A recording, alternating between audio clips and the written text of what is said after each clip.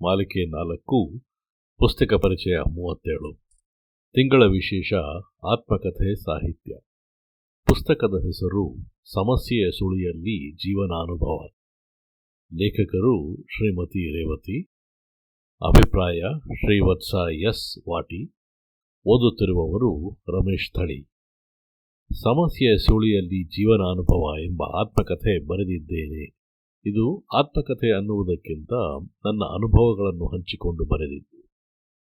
ಉದ್ದೇಶ ನನ್ನ ಜೀವನದ ಅನುಭವಗಳು, ನನ್ನ ಕಥೆ, ನನ್ನ ತಾಯಿ, ಅಜ್ಜಿ, ಇನ್ನಿತರ ಹೆಂಗಸರಂತೆ ಅಲ್ಲ.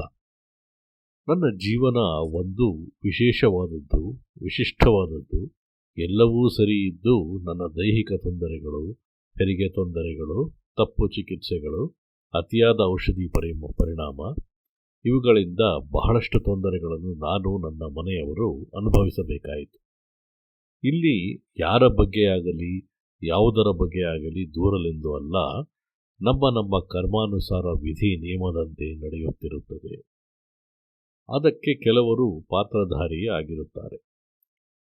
ಅದೆಲ್ಲ ಅನುಭವಿಸಿದ ನಂತರ ನನಗೆ ಸಿಕ್ಕ ಸಾರ್ಥಕ್ಯದ ಅನುಭವ, ಅನುಗ್ರಹ ವರ್ಣಿಸಲು ಸಾಧ್ಯವಿಲ್ಲ.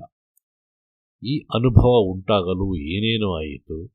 ನನಗೆ ಸಾಹಿತ್ಯದಲ್ಲಿ ಆಸಕ್ತಿ ಇರುವುದರಿಂದ ನನ್ನ ಜೀವನವನ್ನು ಅವಲೋಕನ ಮಾಡಿಕೊಂಡಾಗ ಹೊರಗೆ ಸಾಮಾಜಿಕವಾಗಿ ಯಾವುದೇ ಸಾಧನೆಯಾಗಲಿ ಜನಪ್ರಿಯತೆಯಾಗಲಿ ಇಲ್ಲವಾದರೂ ಇಷ್ಟೆಲ್ಲ ಅನುಭವಗಳು, ವಿಚಾರಗಳು ಹಾಗೇ ವ್ಯರ್ಥಗೊಳಿಸಲು ಮನಸ್ಸಾಗದೆ ಸಂಕ್ಷಿಪ್ತವಾಗಿ ಬರೆದಿದ್ದೇನೆ. ಬರೆಯಬೇಕೆಂದು ಬಹಳ ದಿವಸದ ಕನಸು. ಬರೆಯಲು ತೊಡಗಿದಾಗ ಯಾವುದೇ ಪೂರ್ವ ತಯಾರಿ ಇರಲಿಲ್ಲ. ಊರಿನ ವಿಷಯವಾಗಲಿ ಅದನ್ನು ಪರಿಚಯಿಸುವ ಇನ್ನಿತರ ಯೋಜನೆಗಳಿರಲಿಲ್ಲ. ಬರೆಯುತ್ತಾ ತಾನಾಗಿ ವಿಷಯಗಳು ಹೊಳೆದು ಸಲೀಸಾಗಿ ಬರೆಯಲು ತೊಡಗಿದೆ ಎಂಬುದಾಗಿ ಹೇಳುತ್ತಾರೆ. ಪುಸ್ತಕದಲ್ಲಿ ಲೇಖಕಿ ಬೆಳೆದು ಬಂದ ಹಳ್ಳಿಯ ಜೀವನದ ಸಾಂಸ್ಕೃತಿಕ ಮತ್ತು ಅಲ್ಲಿನ ಸಂಪ್ರದಾಯ, ಅಲ್ಲಿಯ ಹಬ್ಬಗಳು ಮತ್ತು ತಮ್ಮ ಮನೆಯಲ್ಲಿ ಶಿವರಾತ್ರಿ ಹಬ್ಬದ ವಿಶೇಷತೆ, ಚರಂತಿ ಮಠ, ಆ ಮಠದವರು ಪ್ರತಿದಿನ ಹೋಳಿಗೆ ಊಟ ಹಾಕಿ ಬಾವಿ ತೆಗೆಸಿದ್ದು, ಊರಿನ ಜನ ಬಾವಿ ನೀರು ಒಯ್ಯುವುದು ಹೇಗೆ, ಇಲ್ಲಿಂದ ಶ್ರೀಯುತರ ಮುನ್ನುಡಿ, ಸಾಮಾಜಿಕ, ಸಾಂಸಾರಿಕ, ಮಾನಸಿಕ, ಆಧ್ಯಾತ್ಮಿಕ, ದೈವಿಕ ಮುಂತಾದ ಅಂಶಗಳು ಲೇಖಕಿಯ ಮೇಲೆ ಬೀರಿರುವ ಪ್ರಭಾವವನ್ನು, ತನ್ಮೂಲಕ ಅವರಿಗೆ ಸಂಸ್ಕಾರ, ವೈವಿಧ್ಯಗಳನ್ನು, ಅದರಿಂದ ಲಭ್ಯವಾದ ಅನುಭವಗಳ ವರ್ಣಮಯ ಛಾಯೆಗಳನ್ನು ನಾವು ಮನಗಾಣಬಹುದು. ಪುಸ್ತಕದ ಉದ್ದಕ್ಕೂ ಅಲ್ಲಲ್ಲಿ ಪ್ರಸಂಗತ್ವೇನ ಹರಡಿಕೊಂಡಿರುವ ಇಂತಹ ಉದಾಹರಣೆಗಳಿವೆ. ಗ್ರಾಮೀಣ ಸಮಸ್ಯೆಗಳು, ಅಲ್ಲಿನ ಬಯಲು ಶೌಚದ ಹಾಗೂ ಗ್ರಾಮ, ಪಟ್ಟಣ, ನಗರಗಳಲ್ಲಿನ ಶೌಚದ ಸಮಸ್ಯೆಯ ಮುಖಗಳು ಮತ್ತು ಪ್ರಾಣಿ ಹಿಂಸೆ, ಗ್ರಾಮೀಣರಿಗೆ ಬಹಿಷ್ಕಾರ, ಗ್ರಾಮೀಣ ಮದುವೆ ಕ್ರಮ, ಅಂದಿನ ಆಕರ್ಷಣೆಯಾಗಿದ್ದ ಸಿನಿಮಾಗಳು ಇತ್ಯಾದಿಗಳ ವರ್ಣನೆ ಮನಸೆಳೆಯುತ್ತದೆ. ಇನ್ನು ಸ್ತ್ರೀಯರ ಕುರಿತಾದ ಸಮಸ್ಯೆಗಳನ್ನು ಸ್ತ್ರೀಯಾಗಿ ಗಾಢವಾಗಿ ಚಿಂತಿಸಿ ಪುಸ್ತಕದಲ್ಲಿ ಅಳವಡಿಸಿದ್ದಾರೆ. ಈ ಹಿನ್ನೆಲೆಯಲ್ಲಿ ಮಗುವಿನ ಆಯ್ಕೆ ಹೆರುವವಳದೇ ಆಗಿರಬೇಕು ಎನ್ನುವ ಅವರ ಅನುಭವಪೂರ್ವಕ ಚಿಂತನಾ ವೈಖರಿ ಗಮನಾರ್ಹವೆನ್ನಿಸುತ್ತದೆ.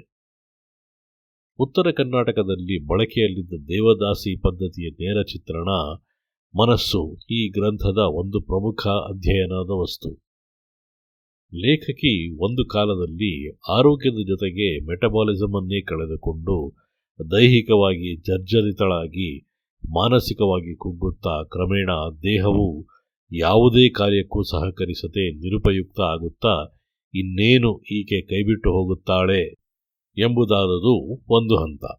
ಆದರೆ ಅದನ್ನು ಎದುರಿಸಿದ ಅಂತಃಸತ್ವ ಇನ್ನೊಂದು ಹಂತ. ಸಮಸ್ಯೆಯ ಸುಳಿಗೆ ಸಿಕ್ಕಿ ಪಾರಾಗಲು ಹಾತೊರೆಯುವಾಗ ನನ್ನ ದೇಹದಲ್ಲಿ ಜೀವ, ಪ್ರಾಣ, ಧೈರ್ಯ, ಜ್ಞಾನ, ಅರಿವು ತುಂಬಿದೆ ಎಂಬ ಆತ್ಮವಿಶ್ವಾಸವು ಮುಳುಗುವವನಿಗೆ ಹುಲ್ಲುಕಡ್ಡಿಯ ಆಸರೆ ಸಿಕ್ಕಿದಂತಾಯಿತು. ಯೋಗಾಭ್ಯಾಸ, ಧ್ಯಾನ ಎಂದರೇನೂ ಗೊತ್ತಿಲ್ಲದೆ, ಗುರುವಿನ ಮಾರ್ಗದರ್ಶನ ಇಲ್ಲದೆ ಆಗ ಆದ ಅನುಭವದಿಂದ ತನ್ನದೇ ಕ್ರಮದಿಂದ ಸಾಧನೆ ನಡೆಸಿ ಆನಂತರ ಓದಿದ್ದು ಧ್ಯಾನದಿಂದ ಮನಸ್ಸು ಮತ್ತು ದೇಹ ಎರಡನ್ನೂ ನಿಯಂತ್ರಿಸಬಹುದು ಎಂಬ ಆತ್ಮವಿಶ್ವಾಸದಿಂದ ಸುಪ್ತ ಮನಸ್ಸಿನ ಆಂತರಿಕ ಶಕ್ತಿಯನ್ನು ಊರ್ಜಿತಗೊಳಿಸಿಕೊಂಡಿದ್ದಾರೆ. ಧ್ಯಾನದಿಂದ ಸಕಾರಾತ್ಮಕ ತರಂಗಗಳ ಉತ್ಪಾದನೆಯಾಗುತ್ತದೆ ಎಂಬ ಸಾಧನಾಜನ್ಯ ನಂಬಿಕೆ, ಋಣಾತ್ಮಕ ಅಂಶಗಳ ವಿಸರ್ಜನೆ, ಧನಾತ್ಮಕ ಅಂಶಗಳ ಪುಷ್ಟೀಕರಣ ಇವುಗಳಿಂದ ಧ್ಯಾನದ ಮೂಲಕ ದೇಹಶುದ್ಧಿ, ಕಾರಣ ಸಾಧ್ಯತೆಗಳನ್ನು ಅನುಷ್ಠಾನಗೊಳಿಸಲು ಯತ್ನಿಸಿದ್ದಾರೆ.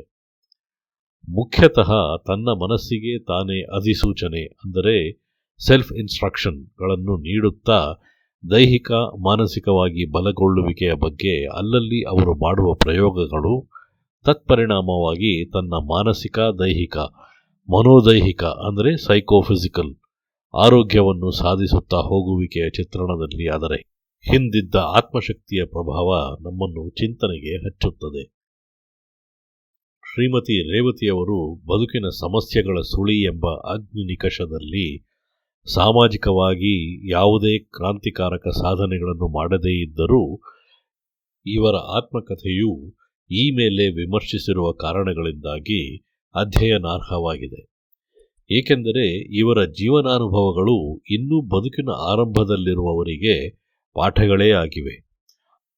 ಈ ದೃಷ್ಟಿಯಿಂದ ಇದು ಒಂದು ಸ್ಫೂರ್ತಿದಾಯಕವಾದ ಉಪಯುಕ್ತ ರಚನೆ ಎಂಬ ಭಾವದಿಂದ ಲೇಖಕಿ ಶ್ರೀಮತಿ ರೇವತಿ ಅವರಿಗೆ ನನ್ನ ಅಭಿನಂದನೆಗಳನ್ನು ಸಲ್ಲಿಸುತ್ತೇನೆ.